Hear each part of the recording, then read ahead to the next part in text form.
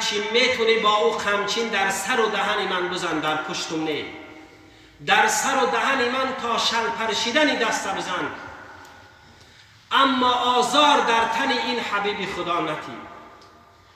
ای اکاشا، من خاکی پای تو میشم. ابوبکر میگه با این قدر فضیلت من خاکی پای تو میشم این اکاشا، و هر عملی که در این دنیا کردم برای تو در حضور پیغمبر میبخشم، اما بطنی مبارکی رسول الله صلی الله علیه و سلم آزار نده. اکاشا گپی حضرت ابوبکر صدیق رد کرد، گفت من قصاص خود را میگیرم. حضرت عمر با اون شجاعت که از راه می اومد از راه دیگر ابلیس میگریخت.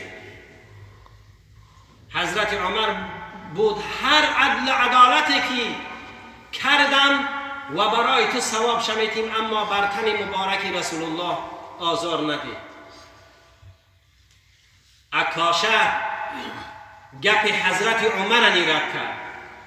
حضرت عثمان برآمد، هر غنیگی که داشتم در راه الله صرف کردم و ثواب او را برای تو میتیم. اکاشا قبول نکرد. من گفت باید قصاص خود را بگیرم.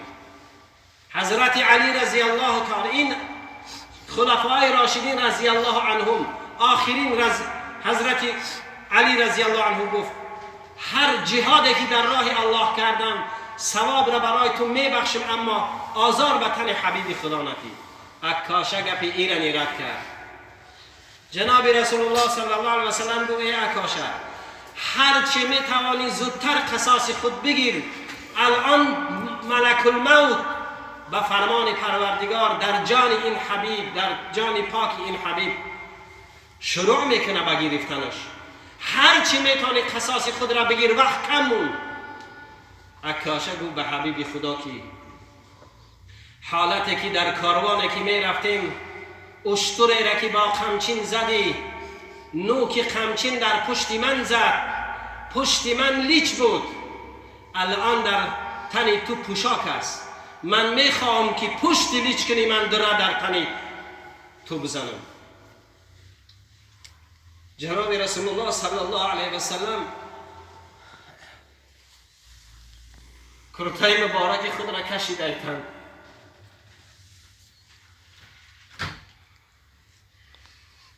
و پشگردان گفت هر چیز زودتر میتونی اکاشا قصاص خود را بگی. از این مسئولیت من خلاص کن. مبادا پیش از دور زدن تو قبض روح شو.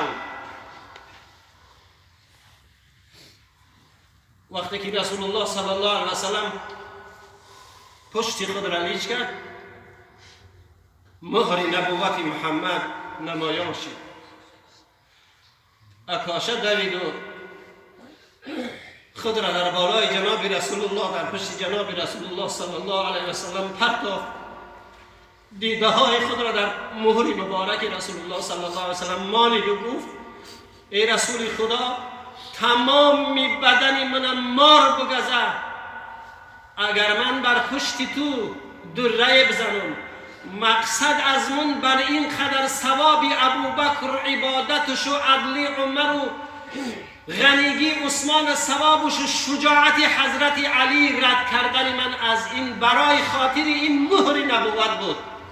زیرا که شما گفتین کسی این مهر نبوت را با دو چشم خود میبینه و بوسه میکنه جسمش کلا در دوزخ حرام است. مقصد من از این بود ای رسول خدا صلی الله علیه و سلم، و الا دست را خدا کلته کنه که بر پشت تو شلاق بزنه. ببینیم برادرای اهل اسلام که رسول خدا در مابین اصحاب اینقدر بزرگ بودن. صلواتی از جناب رسول الله صلی الله علیه و سلم هست